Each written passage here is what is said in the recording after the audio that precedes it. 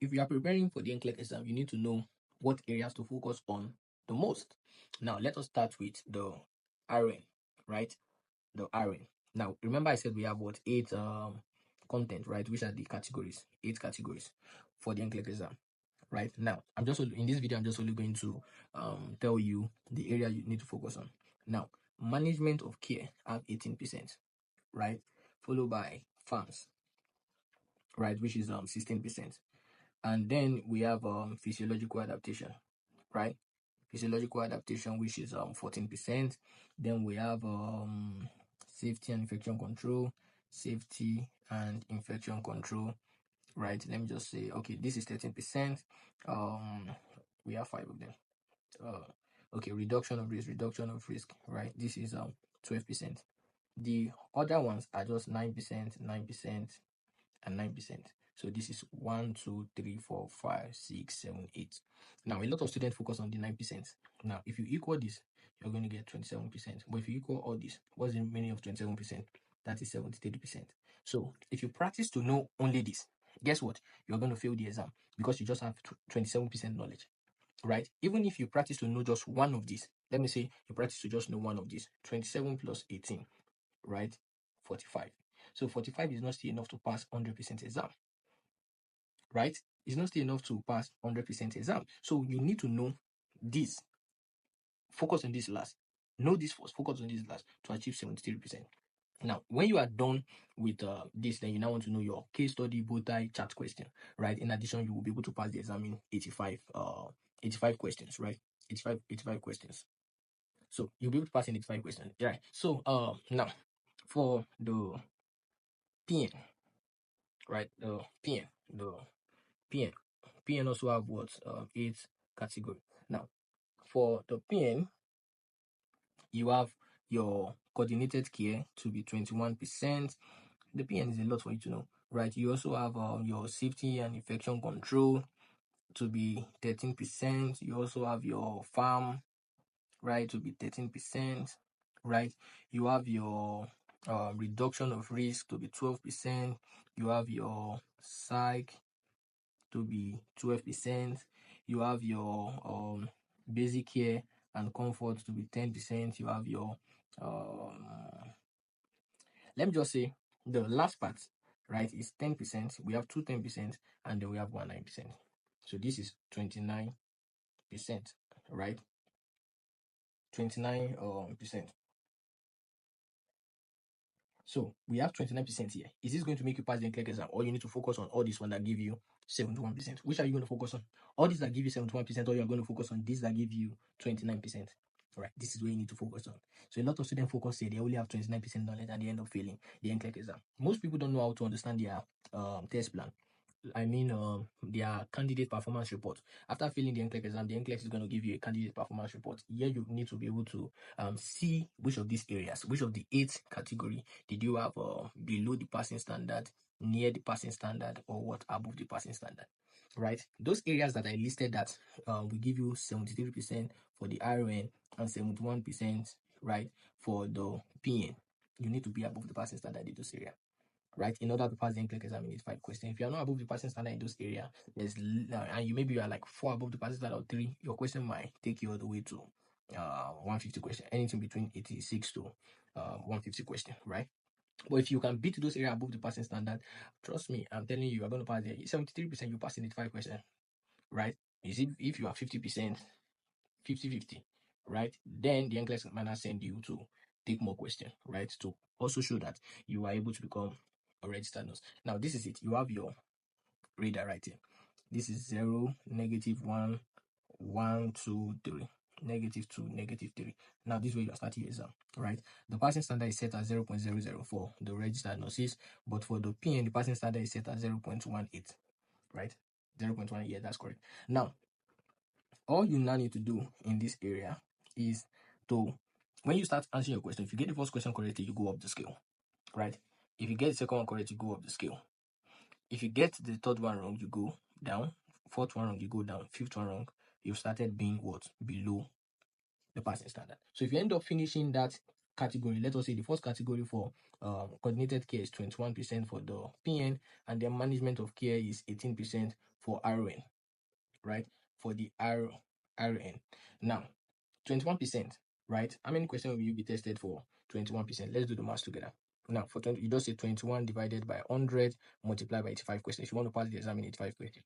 So for your coordinated care, you are going to get 17 to what? 18 questions. Now let's do it for management of care registered nursing. So that's 18 divided by 100 multiplied by 85. So for your management of care, you're going to get anything 15 to 16 questions. Now let us use 18, let's use 16. Now 18 divided by 2 is 9, right? And then 16 divided by 2 is 8. Now, to be above the passing standard for coordinated care or management of care, you need to score anything higher than 9. For management of care, you need to score anything higher than 8. Right? If you score anything 8 right here, 7 right here, you are just what? Near the passing standard. But if you score maybe the NCLEX have set it that, okay, 9 divided by 2, which is 4.5. Anything less than 4 will be below the passing standard. Right? This one will be 4. So anything less than 4 will be what? Below the passing standard. But near will be you are above the 4.5, but you are not above 9, you are not above 8, but you are closer to 9. So you are near that passing standard. 9 is the passing standard because you are giving 18 questions, 16 questions. So they want you to be above 9. So if you only score anything like 10 of the what? Question correctly, right? You escaped by one question. You are what? Above that passing standard. This is when you are what? Above the passing standard. So that is how your what are they calling it? Your candidate performance report. That's what they show you. They tell you are above, below, near the passing standard. Some people say, oh, you are near, you are doing well. You've seen the analysis. Does that mean they are doing well? No, you are not doing well because you did not score above. That's the reason why you need to be above the passing standard. It's not difficult, right? Because you know you just need 3 things to pass the NCLEX exam. One, you want to know the content. And where do you get the content? You want to know what? The NCLEX test plan, right? Now you want to get what? The NCLEX pass question. It's on their website. And then you need a coach, right, to help you decode or make you understand. Let me use the keyword understand. Understand the question, right? This is what you just need to pass the NCLEX exam in 85 question, because I'm good at what I'm doing, so I can easily make you understand how the NCLEX write the question and you'll be good, right? But the only thing you need to do for me is to master what? The content, because I cannot help you read. I can introduce you to the content, but I cannot help you read. You have to read because you are the one taking the knowledge to the exam. I'm not the one taking the knowledge to the exam, so you need to read. Then me, I'm just going to give you breakdown to make life easy for you, right? So yeah, so this is basically it. Now you definitely need to know how to answer case study question, which I'm definitely going to help you out. And you need to know how to do your bow tie question, right? Your bow tie question. You need to be able to know how to do your chart question, right? Very much you need to know how to do this question. Now a lot of students are scared about two particular part of the exam, which is pharmacology and select or that apply. The good news is that for the past 2 years, I've been gathering medication that have been tested on the exam. I've been gathering that medication that have been tested previously on the exam from students, my experience and all that. So yes, I can give you that because very much you will definitely be able to know the medication you should be preparing towards. And I have a lot of them. So every student that I give this document to, they always used to see their pharmacology medication on that document. I'm not saying you might see or there might be new medication which I don't know existed on the exam, but for pharmacology, right? For pharmacology, your question should not be more than, let me just do a raw estimate, right, to see how many questions you might likely get. Your question should not be more than 10. So anything either 9 or 11, but 10.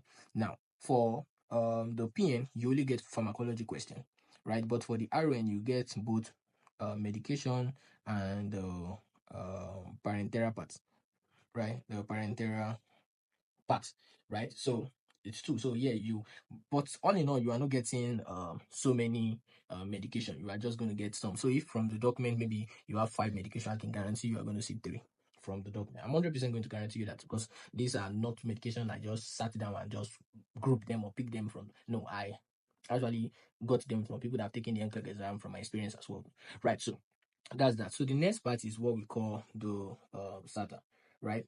Now for the SATA, people believe that there is strategy, right, to answer SATA question. I'm sorry to disappoint you, right? The answer is there strategy? From my 2 years experience, no. There's no strategy to answer SATA question. The only way you can answer SATA question is to use your yes, no, maybe, right? Yes, no, maybe. A lot of people tell you yes, no, but I'm adding this for you, maybe. Because when you look at that question, 1, 2, 3, 4, 5, 6, right? You need to ask yourself, is this true, no, or maybe? Everything are related to the content, because you need to know.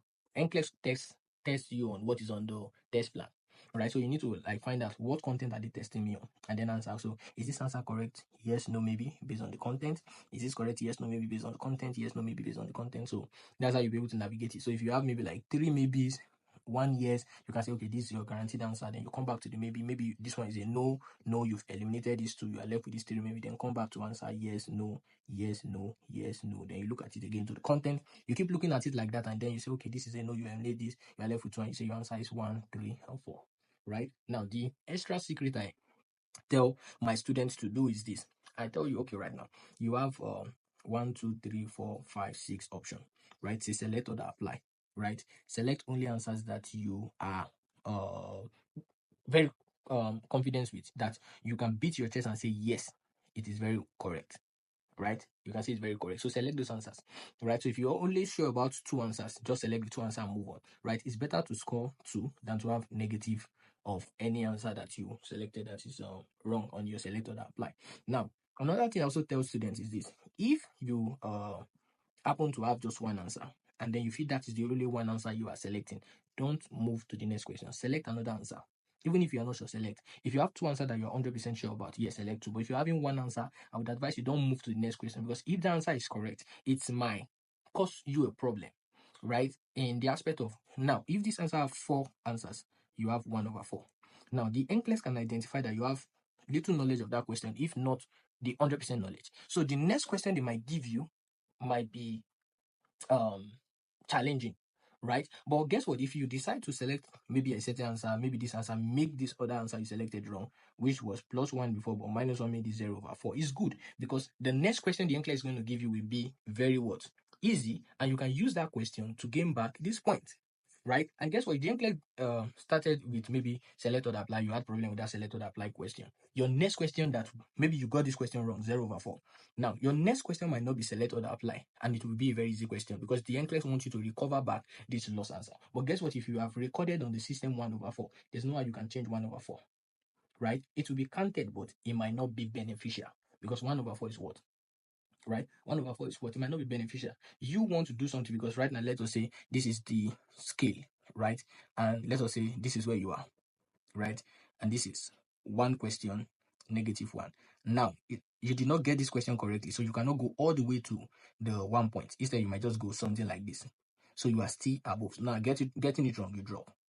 You understand? But now, if you get the next question wrong, you are just going to drop back to the scale instead of down the scale, right? And then you can be able to maybe gain back your point like this. But right now, you have to gain back to this point before you gain back. So you need to get 2 questions right before you go up again. So, yeah, this is just my analysis, right? That's the main reason why I tell students to, right, be if you cannot select 2 answer that is your few 100%, just take the random guess and select. If you have just 1 answer in mind, just take the random guess and make it 2, right?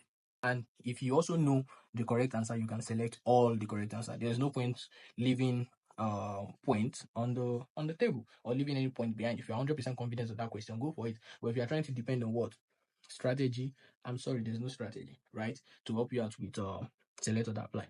You can only just try to answer to your best knowledge, and right, try to navigate all through the examination question. So this is where I'm going to stop this teaching.